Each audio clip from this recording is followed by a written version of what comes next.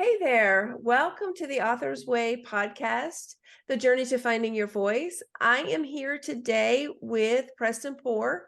Preston I'm really excited about this conversation. Preston is fascinating. He has a background in Fortune 500 companies. So he's recently retired after 20 years with the Coca-Cola company. He is also a small business owner in the aerospace industry, and he's an author. He is a speaker. He is a great husband and father. And I'm just really excited to share for him to share his story and information about his book. So welcome, Preston. Well, Jennifer, great to be here today. Appreciate it. Awesome. Do you want to share a little bit about your I always hate to share other people's stories. So I like the guests to kind of share about themselves. So you want to introduce yourself to the audience and tell a little bit Yeah, about you? thank you for the opportunity. Hey, everybody. Thanks for tuning in. I hope you don't tune out after 2 minutes. Jennifer and I were joking about that in the brief prior to the podcast. So give us a chance and hopefully we'll set some stuff up and we'll add some value to you today. It's interesting. I was born here in Atlanta, Georgia. My dad being a Georgia Tech grad, my mom from the Southeast. My dad was a professor at Colorado State University, tenured there for years. And that's where I grew up and went to college, high school, junior high, and elementary, all within a 3-mile radius. So I was Wow. a townie in Fort Collins, Colorado. But my dad also started a small company called Numerica about 25, 26 years ago. And he has a brilliant mind. He's a PhD from Caltech. And he started figuring out how do you track missiles and space objects. And so our company Numerica is in Fort Collins. My brother's the president. My wife works for it. My mother used to work for him, and she was really the person behind the scenes. So have a small business piece to me, and I'm on the board of directors for that too. So I've watched it grow and helped it for the past 10 years or so. And then I've got this other piece of a Fortune 500 executive working for different companies like Ralston Purina. So I sold dog food for wild and cat food. And then we moved to Hershey Foods and actually lived in Hershey, Pennsylvania for a couple of years. My wife and I moved up there with our kids and they were real young. That was a fun place if you've never been there before. And then Coke recruited me, the Coca-Cola company. And I started with them back in 2001. And I recently retired from the Coca-Cola company. So done a lot of great things, been all over the world working with the great brands, great people, bottling partners in that. And so I've had a well-rounded experience, if you will, from a small business perspective and a corporate perspective. But the most important thing to me is my family. Carla, my bride, and we've been married. We'll celebrate 31 years, believe it or not, Oh, wow. at the end of May. And then my daughter, Caroline, she's a young professional, recently moved with her new husband up to New York City here a couple of weeks ago. And so they're experiencing life just outside of Manhattan and what that looks like. And then my son is a young professional as well here in the Atlanta area working for a large logistics company. And he's about to be 27. So we're empty nesters. So I got all this free time now so I can, engage in things like this, write, and do other things that I enjoy. So that's me in a nutshell. It's kind of funny. I always start when I'm speaking in front of audiences or in workshops to say, tell me something that, or tell somebody else next to you that they may not know about you. And so a couple fun facts about me real quick that might interest the audience. Number one, I'm a son of the American Revolution. You ever heard that before? I have. Yeah. Yeah. DAR is the Daughters and Sons of American Revolution. And my mom's a DAR and she went through the certification process years ago. And I said, okay, I want to jump on the train on that. And the guy that we got into the DAR and the SAR was through Waitstill Orvis. You ever heard of the Orvis company before? Oh, Clothing yeah. company? Yeah. So Yeah. it's that whole line. And so as I was doing just a study of my heritage, I found out that I'm a distant cousin of Humphrey Bogart, which is Oh, kind of that's cool. interesting. Yeah, isn't that Yeah. interesting? No acting gene that I got from him, certainly. So that's okay. And then number two thing I think that's kind of fun I tell people about is that I had a chance to actually dance with the Rockettes at Radio City Music Hall. And I learned the dance of the Tin Soldier, I think is the name of it. We went in for a team building exercise and got in there and got on stage. And actually, I had two Rockettes in the workshop with us, and I was in there with maybe 9 women. I was the only guy, and so they taught us how to do that. So interesting facts about me: I've had a very interesting life, a little bit of a Renaissance man. Done a lot of different things, but just having fun right now. So did that start a dancing career for you? Yeah, no, not at all. Yeah, no, I like to try these things and then just step out of it and then talk about the experience behind it. You know what was fascinating, Jennifer, about that is that the Rockettes are truly athletes. It amazed me. Oh, Uh, definitely. yeah, Yeah. they're 5'10", 5'8", 5'10". And I was told that they do 2 performances a day during the holidays for the Nutcracker, and that they eat 6,000 calories a day just to keep pace. Wow. That's Yeah. athlete That is NFL level definitely, calories, yeah. right? I wish I could do that and have the same results. So it's all good. And then the other side of that is I was so amazed by they do the chorus line, Mhm. how they do that, and they do the Yeah. kicks. And so people ask me, "Can you kick for us?" And I said, "No, I'll hurt something if I do that." But the one thing that amazed me was that when they have their arms stretched out Huh? like that, they don't touch each other. I don't know if you know that or not. And the reason No, I they didn't don't know that. Yeah. The reason they don't touch each other is because if they did, imagine if somebody lost their balance accidentally. The whole And line the would go down. Exactly. That's Yeah. exactly why. So can you imagine doing those kicks and just holding your arms out like that and having to be in sync, but not touching somebody else through that? I just thought that was such body control and self-control, and what an athlete to do that. So what a fun experience, and hats off to the women that participate in that. I have a great respect for them now. That goes to it's so interesting that goes to really the level of training to become, and I mean, it's the same with almost anything you do to become that level in your field, the amount of training. And yeah, it's it kind of, if you know the whole 10,000 hours Mhm. from Sure. Malcolm Gladwell, Right. it's, yeah, I mean, it does, to really become that level of professional, it takes that amount of time, and for something like that, you really see the physical side of it. You do. Yeah, yeah. And Yeah. and the not only the physical side, but think about the mental side that goes Oh onto yeah. that. And the memorization, the knowing when, what, how, working as a team. There's so many things that you can learn. Actually, it's a great book idea, is how, about the Oh Rockettes yeah. and teamwork and leadership and all that. I had to think about that's a great idea. Yeah, it is. It is. So something else interesting about you is we actually met in a comedy class. Yes. Yeah, that Yeah. was great. You were wonderful, a wonderful support as we went through that during the 6 weeks leading up to graduation. Yeah, yeah. So, how did you enjoy that experience? No, not at all. I did not. No, No, no. just kidding. Yeah, no, it was it was that's not what you expected, was it, Jennifer? No. Yeah, no. had a I had a great time. I had this desire to being an author, and I know there are many aspiring or current authors here listening to us today. I'm pretty good at drama. I'm pretty good at inspiring other people, making people cry, pulling out those emotions. And I'm okay on, talking one-on-one or in front of a group about some spontaneous type humor, if you will. Yeah. But being intentional about how to write something and deliver it was another challenge for me. And Mhm. so I saw this opportunity through Jeff Justice, and actually read an article in the AJC. Believe it or not, I still read the paper on a daily basis, which is a good thing. But I saw that from Jeff, and called right away and sent him a note and said, "Hey, I'd love to sign up for this." And did it 6 weeks. And you were part of that. You were from a developmental editing perspective on the jokes. Mhm. You added great value and gave me some confidence in what I was writing on it. And I think it gave me a lot of confidence. It really did, and helped me Good. understand how to write jokes. And then my piece is out on YouTube right now, and it's kind of funny. I wrote an article or a blog about my experience, and so I Mhm. mentioned to you about, you asked me if I was going to be a professional dancer, and the answer that you might ask me is, are you aspiring to be a stand-up comedian? The answer would be no to that as well.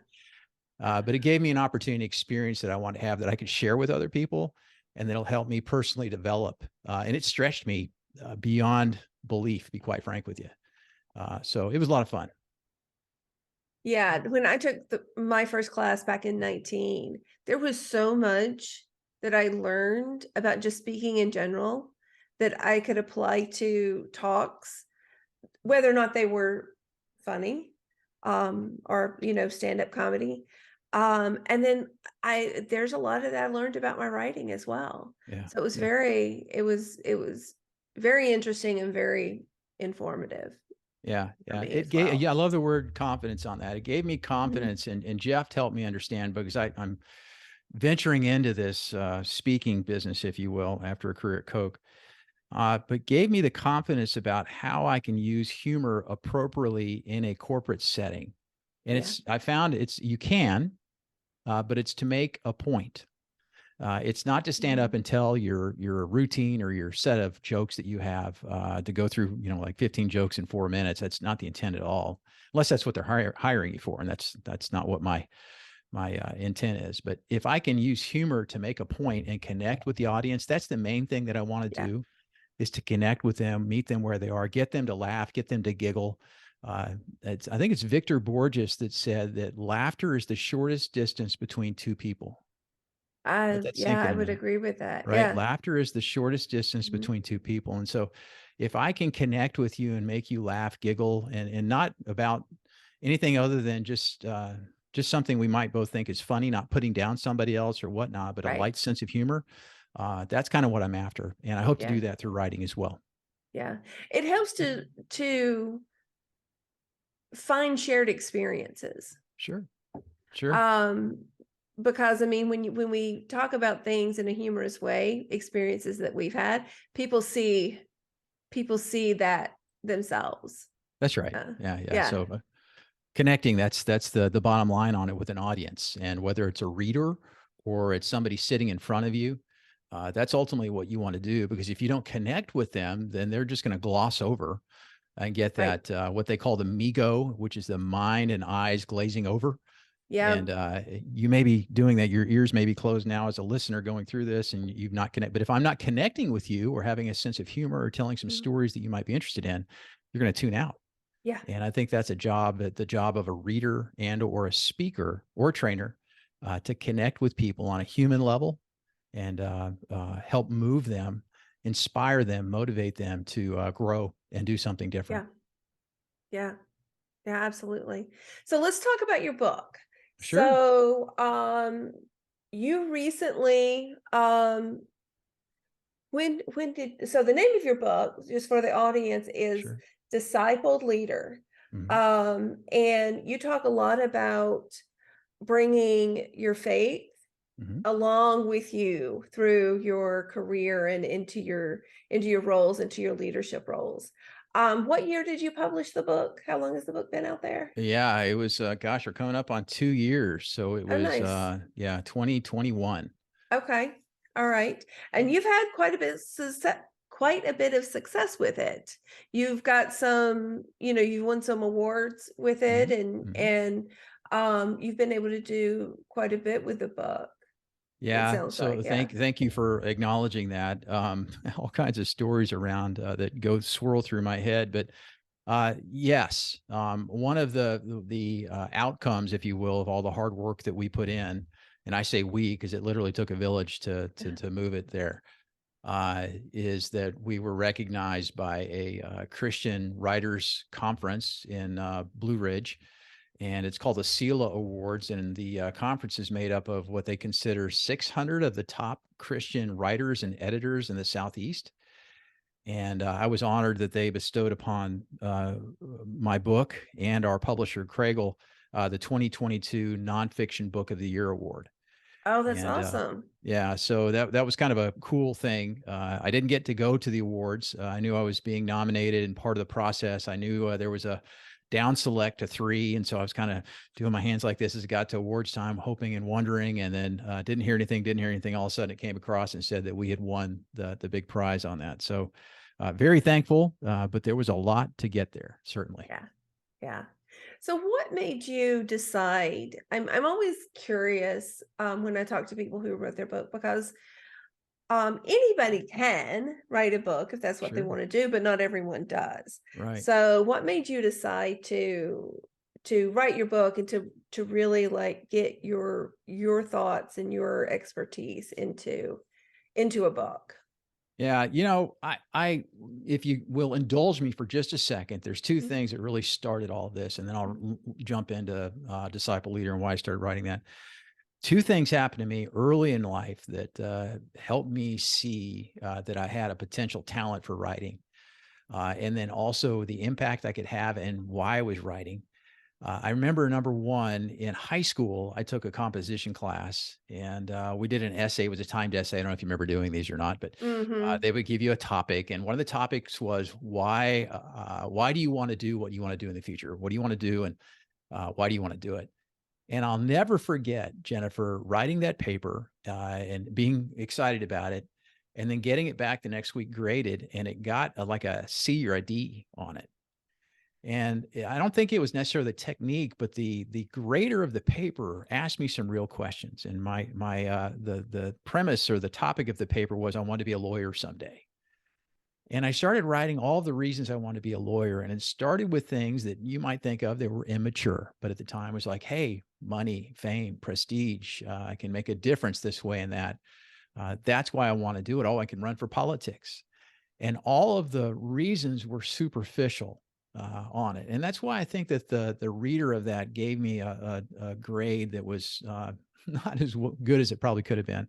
Right. And that really made me think. And then fast forward, I go to college and I'm taking another composition class from a freshman perspective, and during the summer. And I remember writing these papers, and I'll never forget sitting down at the desk in my basement one afternoon, trying to, I was always cramming, but it was a last minute thing of writing. And the paper was write an analogy about something. It had to be so many words long, et cetera.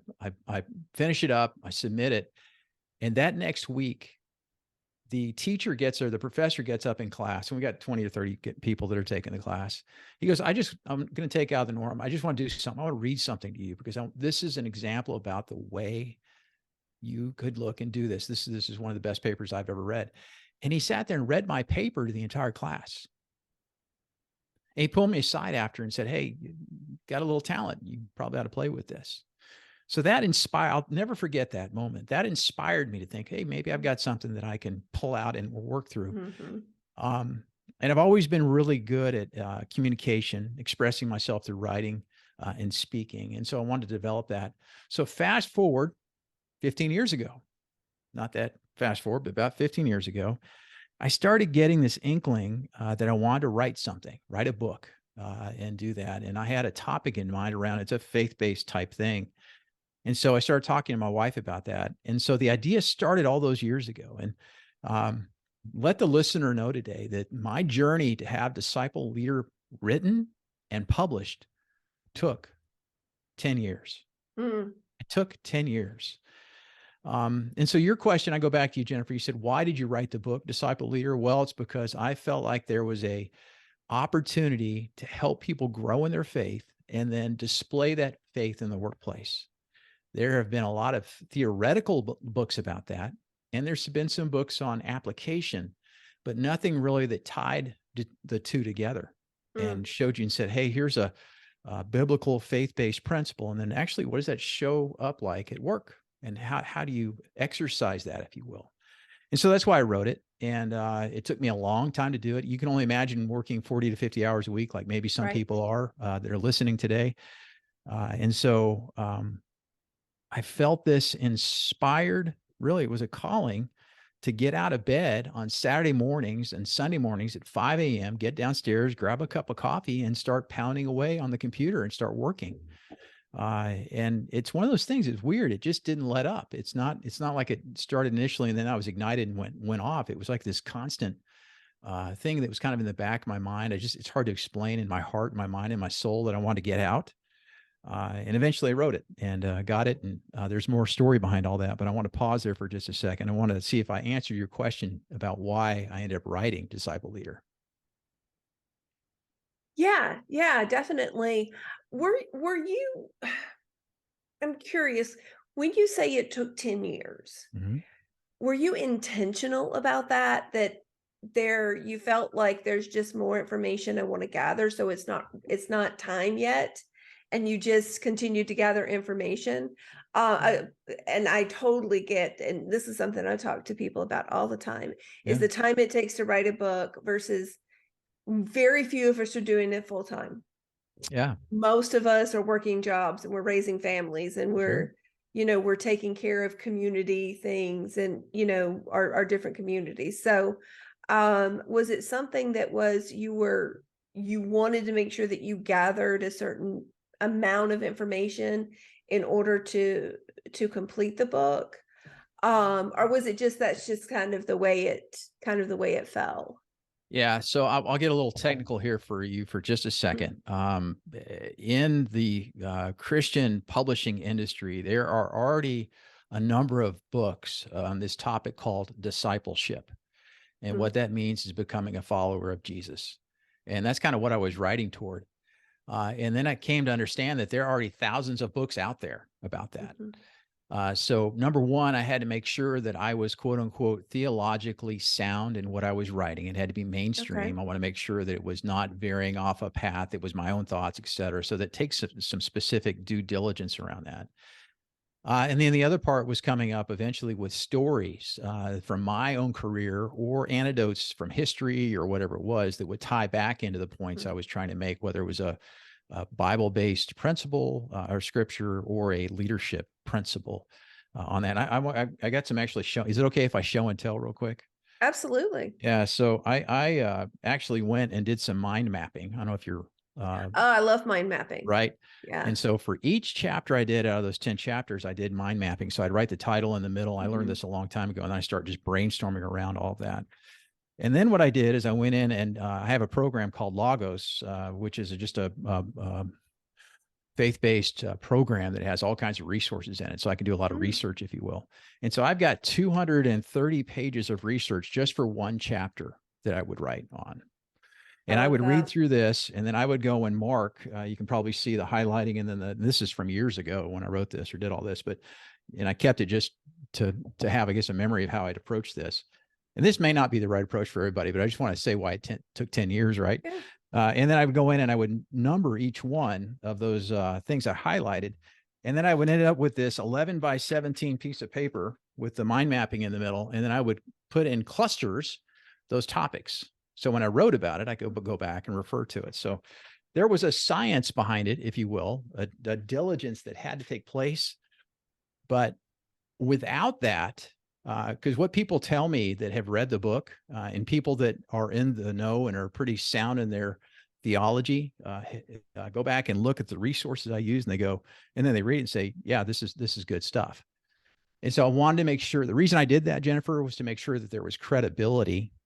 It wasn't just something I thought, if you will. It was I was doing the research to provide additional insights, my way of looking at things, the way I would position it. But I want to make sure they were mainstream thoughts. So yeah, 10 years, maybe one chapter a year, maybe one or two a year. I would float it out to people and ask them to read it and give me feedback on it. And so that's where it got me. It got me to a manuscript where we could get it to a publisher at a certain point.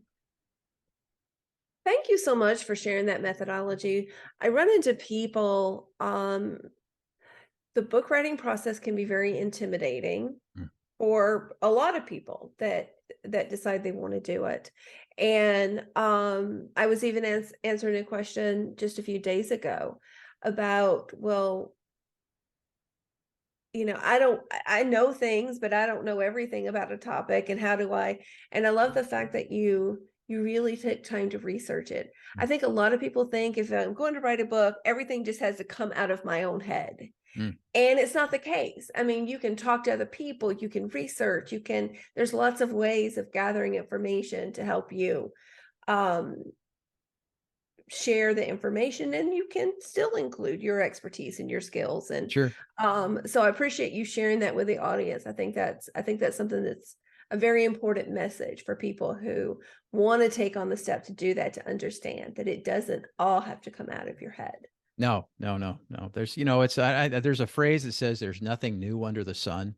Yeah, If you ever heard absolutely. that. So Yeah, I'm not going and just repeating what other people said, but it was processing it through my lens and then yeah, applying it to an audience, right? That I was trying to address and right. talk to and solve a problem. against that. The other thing I want to add, if you will, journaling too is a Yeah. big deal. And Mhm. so this leather journal was given to me by a friend, and this actually captures all of the stories and a lot of the brainstorming I did around the book. So I've kept it. But this journal I've got probably 30 journals in my library and more on Nice. my computer where I can go back and recount stories that were happening at the time. And I can, Mm. instead of me trying to brainstorm, say, okay, what was going on then? I can go back and have these prompts, if you will, and then figure out. And sometimes I'll come across a story and I'll stick it aside, and then I'll go back and in my writing, I'll say, oh, that fits. And then I'll bring it back in. So the research combined with the journaling, and then to your point, talking to people, interviewing or whatnot, very, very helpful in terms of putting thoughts together and what do you actually. I'd tell people this too. For me, um, a lot of times for me, it happens with thinking first. I've got to let my Mhm. subconscious mind think through things and put things together. And I found that if I can write a couple things and walk away and then think through it, or before I sit down, I want to, because the easy part for me, at least, Jennifer, is not uh, the easy part, I guess, would be writing. And don't take that wrong, but the hard part's the thinking through it. How do you Yeah. approach it? And then the thing that is tough for people is how do you then distill that on into words? And Maureen Dowd uses a quote that I've read that impacted me years ago. I read it. I think she's a New York Times columnist. And I tell this to people all the time when I get them to write things down. She wrote and said, how do I know what I think unless I read what I write? How do I know Mm. what I think unless I read what I write? And so I get these thoughts and then I translate them onto paper. And then I say, oh, okay. That helps crystallize, clarify, and get those things out. Or I'll say, that's not what I was thinking or trying to say or whatnot. But that's part of my process that I have. I love that quote because I think writing is how we express Mhm. all Yeah. of the things that are going on in our heads. Yeah. And, I think there's an interesting, what you were saying about the thinking. I think there's an interesting idea about procrastination Mm. and people thinking that procrastination is a negative. Mhm. I see it differently. I think procrastination is that thinking time. Mhm. It's that, processing time. And and then what comes out of it is the ideas and everything that you end up putting down on You given paper. me another great topic to write about. I would say, are you procrastinating or are you processing? Yeah. Right? Procrastinating is a putting off and being lazy and not wanting to approach it. To Mhm. your point, though, if you're processing something, you're letting Yeah. your mind work on it. I tell people all the time, and I'm not sure I get the story correct on this, but my dad, again, I mentioned him in the intro. Uh, there was an electrical grid problem with blackouts in California years ago. Years ago, this is Mhm. when I was a little kid. And my dad told me that in the shower, he figured out the problem. Just like that. He figured out what to do. Now, I don't know what he did with that, but he had this beautiful mind where he could think of that. But my point is this: same thing happens to me, maybe in the shower or riding my bike or whatever. It's where I've let my mind go and I'm just kind of floating along or doing something else, and Mhm. something will pop into my head, and I'll figure something out. I go, that's what I need to do, and I'll need to write it down or I type something on my phone or whatever. And you've got to give yourself that space to process. And sometimes, to your point, the procrastination looks like that. That's Mhm. what you're doing, and that's you have to give yourself grace as a writer, and Yeah. don't shame yourself for not starting or not writing something down. Say, okay, wait a sec, why am I doing this, and what am I thinking through? And then when will I know, and how do I start to articulate that and distill Yeah. that onto paper or onto the computer? Yeah. Yeah. It's funny kind of going back to when we were talking about the comedy earlier. The second comedy class that I took, I was struggling. I could not come up with good content. It was getting close to, the graduation. The graduation, we have the show. And I did not have a routine. And Mm, I couldn't figure it out. I mean, we were like getting close, just a couple weeks away. I came up with my entire routine in the shower one morning. very nice. There you It go. just it just downloaded. Right. And so I am a big shower thinker. Yeah. And Sure. someone told me one time there's something about the water Yeah. that makes a lot of people really, and I am a processor, and I know I am, and it Okay. frustrates people sometimes because they look at me looking for an answer, and I'm like, I need a little bit of time. Yeah. Yeah. And once I recognized that about myself, though, it really helped me respond better That's right. to people. That's great. I love that. Yeah, So true. yeah, yeah, yeah. Yeah. So, what have you enjoyed the most about, having written the book? And, of course, you've had some great reviews. You've had you know, some awards. So, what has been the most enjoyable, fulfilling part of it? Uh, okay. That's a great and a very timely question. I was sharing this with my wife and then another guy here this week. I was at church a couple weeks ago, and somebody that knows somebody else came up and said, "Hey, Preston, I think you and your message and how you can work with somebody might help this individual. Would you be willing to go grab coffee with him?" And I said, "Sure." Didn't know much about it. He just said he's a successful business leader, and he's kind of struggling through some stuff right now. And Jennifer, we went for coffee, and he shared his life story with me.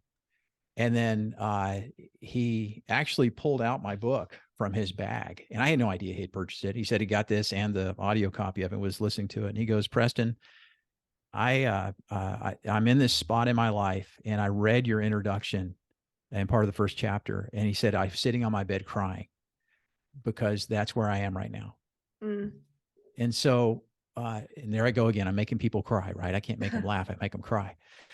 But when he told me that, that was just kind of a great moment to be thankful, because I realized, you know what? It wasn't about how many books I've sold. It wasn't about a platform. It wasn't about an award.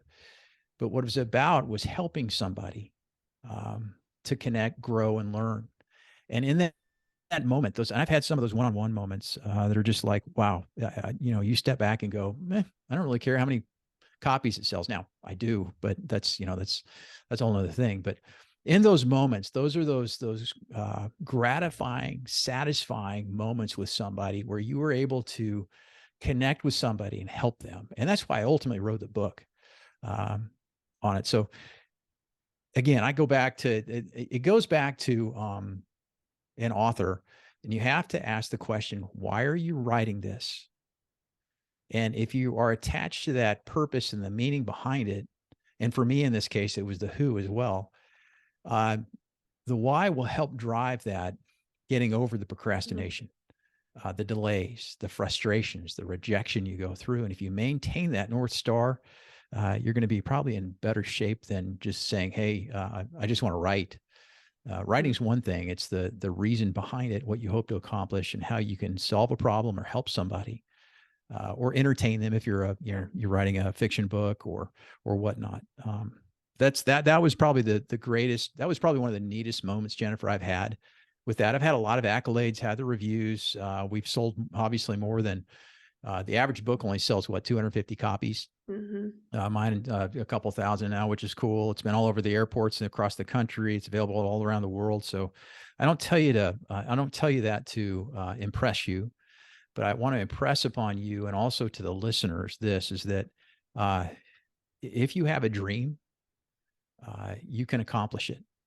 Mm. And it's fantastic when it comes true. And that's what I'm walking in right now. I'm so thankful. There's some things, it's kind of the question, what's next? I'm not sure.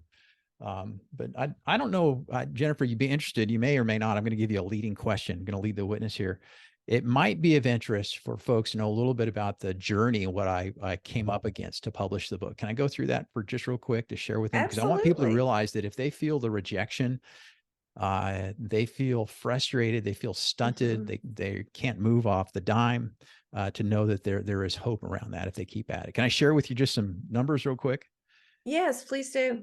Good, good. Thank you. Great answer. That was perfect. Excellently done from a leading the witness. Okay, so I had 50 agent inquiries. I had 50 Wow. agents turn me down. And once I got and I'll tell you in a second about the agents. Once I got my agents, I had 30 publishers turn me down. Hmm. I've had 3 editors on the book, 2 agents. One was a new person back in 2016 that signed me for a year and a half. I wandered the desert for a while on that, and nothing ever happened. He was let go from the agency. I got stuck out and untethered and floated around for a while. Another guy named Steve Hudson with Wordwise Media picked me up in Los Angeles, and he's been fantastic. And he got me in front of a couple different publishers.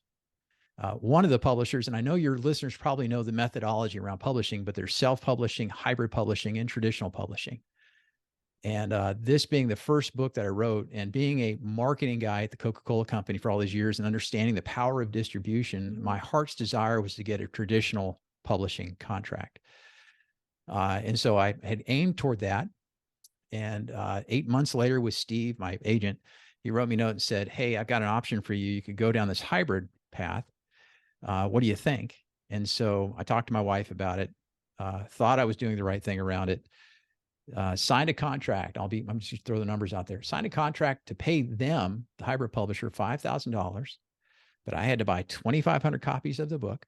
I was responsible for all the marketing, but they would give me the distribution through Ingram distributors, who are the largest book distributor. Right.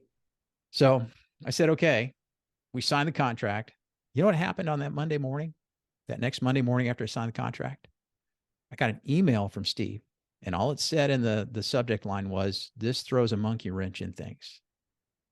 And it was Cragle Publications, who is a traditional publisher, said, "We want to sign Preston," meaning that they would pay me royalties.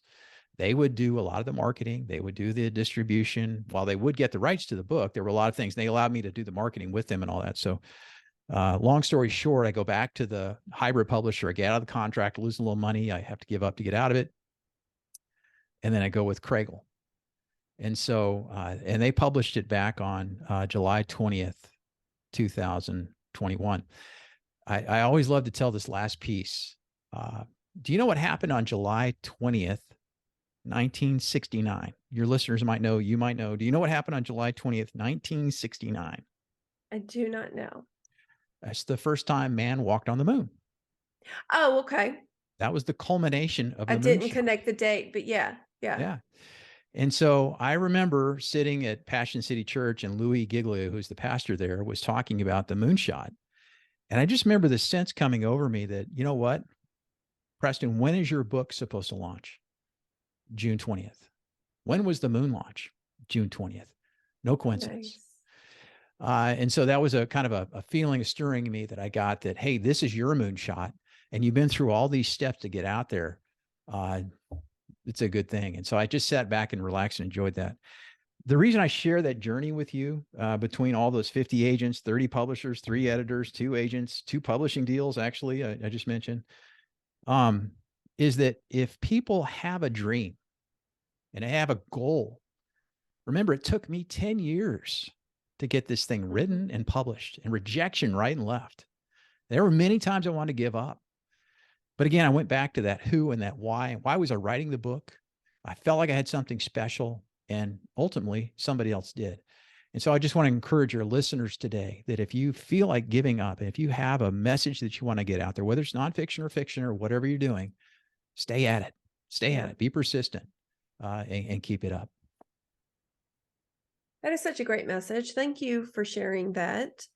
And thank you for sharing all of your messages. I think this has been a great conversation, and I appreciate your time. Yeah.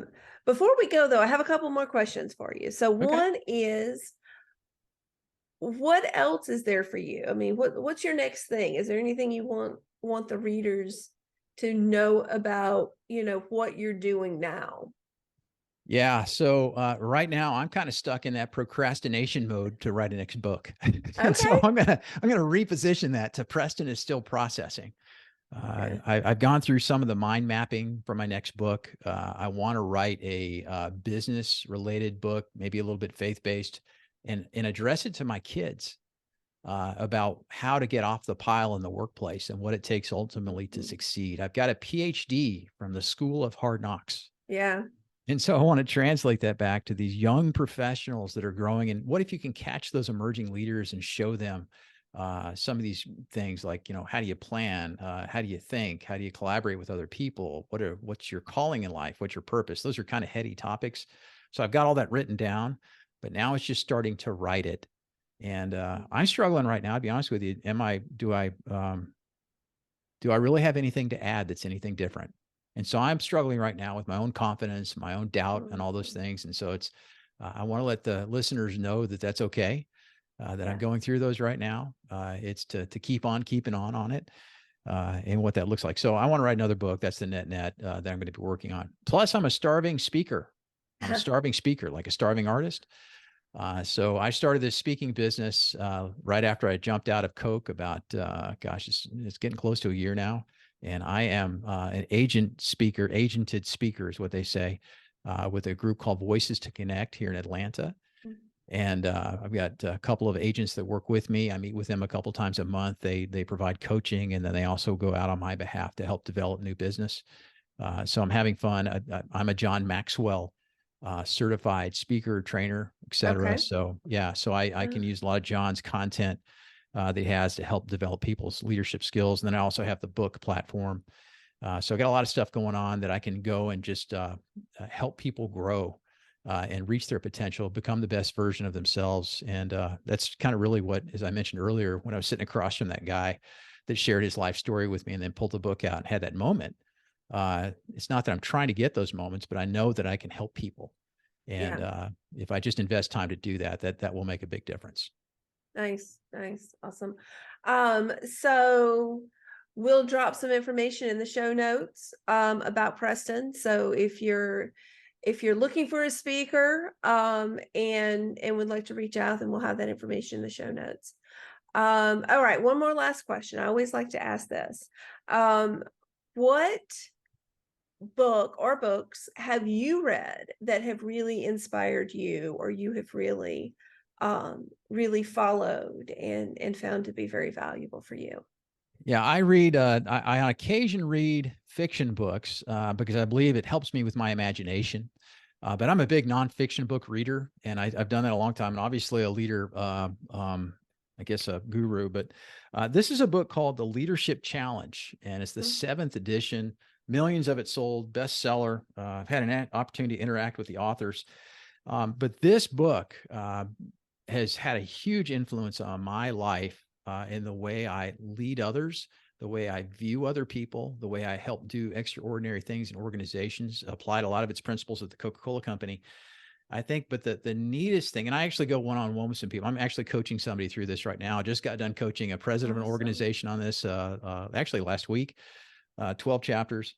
But my brother and I, Jennifer, about, I want to say 15 years ago, uh, on Saturday mornings, this was before Zoom. This was just really when you could use a speaker phone, if you will. And Mm. my brother Jeff and I would sit down on Saturday mornings and have read a chapter the previous week, and then we'd come back and discuss it. And I'd have a Fortune 500 perspective. He'd have a small business perspective. And the neat thing was to see on his side about how this book and its principles have been implemented and embedded in a small business culture, and it's kind of life. And the fun thing is, my brother Jeff, still with some of our new associates that come in, he actually personally, as the president of the organization, will do a book study around this at Numerica, or our family company. So that's why that book. It's when I talk about books that have impact and what my book might be able to do, it's nothing to the level of this, but this is a huge book. If you're a leader, a business owner, small, large, whatever, I highly recommend checking this out. Great principles to live by. That is a great suggestion, having the book club. I have participated in those in the workplace before, where a group of us would take a book and kind of break it down and apply it. Mhm. And so for anyone who is maybe looking for a new way to approach training and conversation in your groups, that is a great method to use that. And it also builds some really interesting relationships. It You can does. get into some more personal kind of conversations with Yeah. people that you might not have gotten to those conversations with without it. Yeah, agreed. It's fun to watch. I've done it, I've done it at work myself. I've led a couple of engagement teams at the Coca-Cola company, and I always use this book as kind of a meeting starter, have people read the Mhm. chapter and we talk about, what's your aha. And it was always fun to hear what people had to say and what came out to them. And the light bulbs go off. Yeah. And there is a better way to do things than some of the things that we saw. And so I would ask them, say, hey, how do you apply this at work, et cetera. So those kinds of conversations, those meaningful conversations are worthwhile. Yeah. Absolutely. Absolutely. Well, thank you, Preston, so much. I appreciate it. Great conversation. I think a lot of great insights for the audience. So, yeah, it's been nice. So, um, anything else you want to share before we sign off? No, no, no. I want to tell you how much I appreciate you and investing a little bit of time with me to hear my journey. I love what you're doing with the Author's Way in your podcast and your business and helping people grow this talent, skill, and ability they have ultimately to get something out. And I think it's just a wonderful thing you're doing. So thank you for your efforts and how you're helping people. Oh, thank you so much. I'm just having a lot of fun with it. That's great. It's been a great experience so far. Good. All right. Well, we'll wrap everything up. I'll let you get back to your day. And I appreciate it. And for the audience, thank you so much for listening. This has been the Author's Way.